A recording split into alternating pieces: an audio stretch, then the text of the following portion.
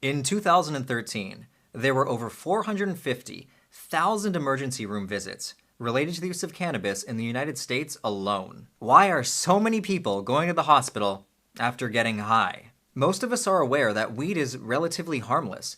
Arguably, no one has ever died as a result of consuming cannabis just on its own. There have been suicides. For example, in 2014, a Denver man jumped 4 stories to his death after eating a weed edible.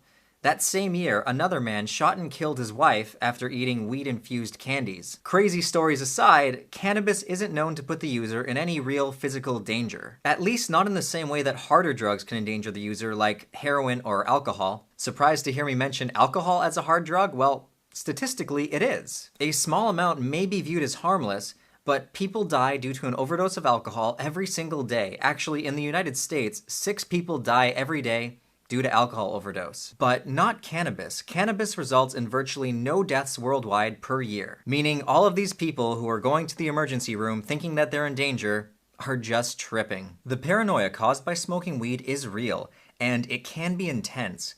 It can actually be just as intense as the paranoia caused by what are thought to be more serious psychedelics, such as magic mushrooms or LSD. People always downplay the severity of cannabis anxiety, particularly those who are smoking it regularly and who are enjoying the anti-anxiety effects. However, they forget to realize that everyone's body reacts differently to every different substance. Let's figure out how cannabis can produce so much paranoia and how to deal with that paranoia. Or, at the very least, just understand where it's coming from. To do this, first we need to understand how cannabis affects the brain on a molecular level. Cannabis contains tetrahydrocannabinol, or more easily said, THC. THC resembles the neurotransmitter anandamide. Anandamide is a naturally occurring cannabinoid within our brains. The natural cannabinoids are specialized neurotransmitters that are released by neurons after they've been fired. Whenever we have a thought, the neurons in our brains begin firing. Usually after firing, those neurons become temporarily unresponsive. This is to prevent them from overreacting. Cannabinoids interrupt this process throughout certain parts of the brain, meaning when you smoke weed, your brain is becoming saturated with cannabinoid molecules. So when those neurons are firing, instead of becoming temporarily unresponsive after firing, they get set to like rapid fire mode. This translates into your thoughts becoming more magnified and more connected. In terms of anxiety, it can mean that when you begin thinking of an anxious thought, it can be extremely difficult to let go of that anxious thought. And the result can be that your anxiety gets magnified beyond rational levels, convincing you that there is something wrong, when actually the only thing that's wrong is you're just unable to let go of a ridiculous thought. There are also cannabinoid receptors in the areas of the brain that control short-term memory, coordination, and learning. If users find that these areas are becoming too stimulated, then this can also add to their anxiety. And since their thoughts are already magnified, any worries of losing control of their, coordination or thought processes can also be intensified, meaning it can be quite easy to get anxious and frightened. So why do some people who smoke weed feel a decrease in anxiety, whereas with others they only feel an increase in anxiety? Well, cannabinoids also affect the levels of dopamine and norepinephrine within the brain. This can often lead to the user feeling more relaxed and euphoric, as well as lessen any physical pain that the user may be suffering from in their everyday life. This is why cannabis is often an effective treatment for just pain relief in general. Furthermore, people who have been exposed to excessive stress and trauma have been observed to have fewer cannabinoids naturally in the brain. This could explain why THC has a relaxing and anti-anxiety effect in some people. In theory, the THC would replenish the regulatory compounds in those who are lacking them. This connection has been noted in certain individuals who are suffering from PTSD, which would explain why cannabis can be an effective treatment for PTSD. Considering what we know, it would be accurate to say that certain users who may be predisposed to certain anxiety disorders may have an increase of anxiety when cannabis is consumed. But in the same regard, that can be flipped on its head, and users who have certain anxiety disorders can actually feel a decrease in anxiety when cannabis is consumed.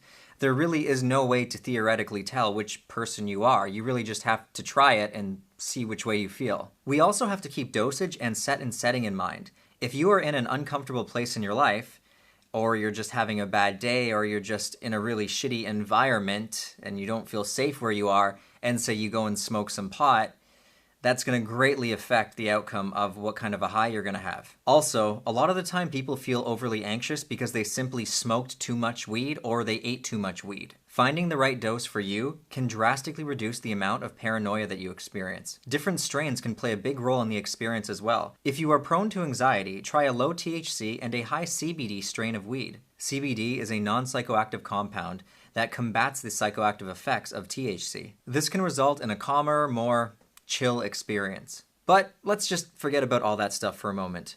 What steps can a person take to help them out of an experience when they're just waist deep in that paranoid anxiety? The most simple answer is often the best answer. Just don't do anything. Simply sit down and breathe. Take deep and calculated breaths. Count your breaths in and out. Try breathing in slowly for 5 seconds, hold for 2, and exhale for 5 seconds. It is important that you count. Counting the seconds as you're breathing will give your mind something else to focus on other than the anxiety that you might be feeling. Of course, you should also try to remind yourself that you simply have an overflooding of cannabinoids in your brain. With time, these will leave your system and you will return back to normal. Another huge reason that people freak out when they're high is because they're convinced that they're never going to be normal again. They think that they're going to be stuck in that super high, confused, scared state forever. This is so easily remedied. You smoked a drug. Drugs temporarily alter the neurochemistry in our brain. They don't permanently change that neurochemistry. Well, at least cannabis isn't proven to change it permanently. So you will be the same again. You just need to sit it out and breathe through it. This is why I often mention meditation in my videos. It's not for any kind of spiritual reasons. It's actually for practical implication. It's simply good training to have that you can fall back on when you're stuck in an uncomfortable situation. For example, if you want to fight in the octagon, you need MMA training. How do you expect to handle yourself in mentally challenging situations without the proper training? Learning how to let go and just observe your thoughts instead of attaching yourself to each thought is having the proper mental training. Also, just having the discipline to sit quietly and meditate for even 15 minutes a day is mental training. And this training can be absolutely invaluable to have if you're ever stuck in a very difficult psychedelic experience. And don't get it twisted, cannabis can be very psychedelic. Don't underestimate the psychedelic effects of weed, especially in regards to edibles. I mean, it should be noted that the suicides that usually do happen are because of edibles. Simply because when you're smoking, you're aware of how much you're smoking at a time. When you eat cannabis, often looks can be deceiving. You think you just had like a tiny piece of a brownie or just one gummy, when in fact you had many milligrams of THC and you just weren't ready for that. Often people who even smoke cannabis daily can't handle edibles.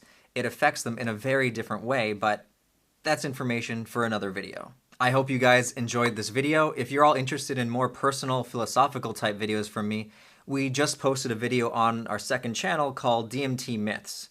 So if you're curious about that, then you can check that out there. Be sure to subscribe to our second channel if you want to see more weekly content. And it is thanks to your continued support on Patreon that we are able to make these videos in the first place. If you guys want to check out Patreon, then please visit patreon.com to do so. Thanks for watching, everyone. If you enjoyed this video, please leave a like. If you haven't already, then subscribe to our channel for more psychedelic-related content. Till next time, take care, guys.